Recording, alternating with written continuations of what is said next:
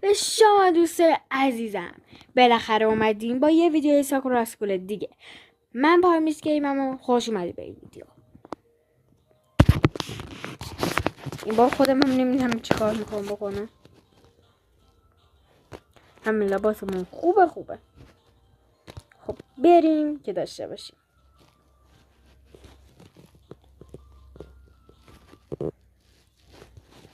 این بار میخوام بهتون آموزش بدم که چطوری یه سفینه فضایی یا همون اون دایره توره رو بیارید داخل بازیتون.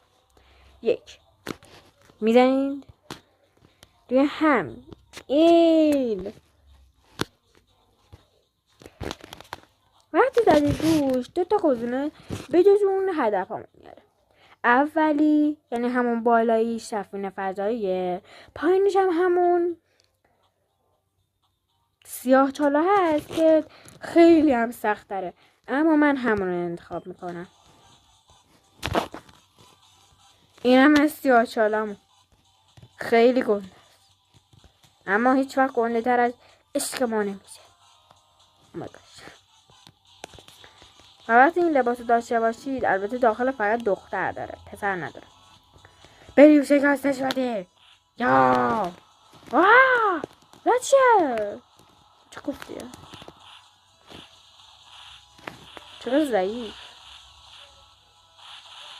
همین خسته نباشی. این زرداش که یه آدم من فقط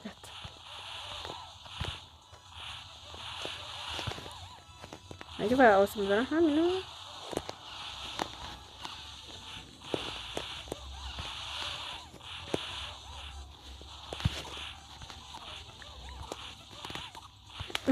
برید گابش ببا بسکده ها همه شاخشونه هم میکشن. میبینی تو رو خدا؟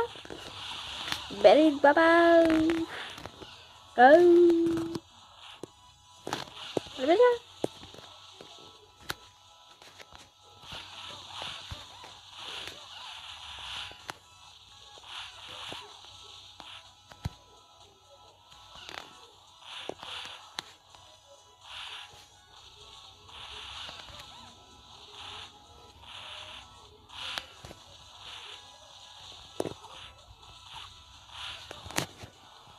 میبینین تو رو خدا؟ بچه داشته باشه حضورم که بدتره. اینا رو چرا به من چسبیدن؟ فقط بینم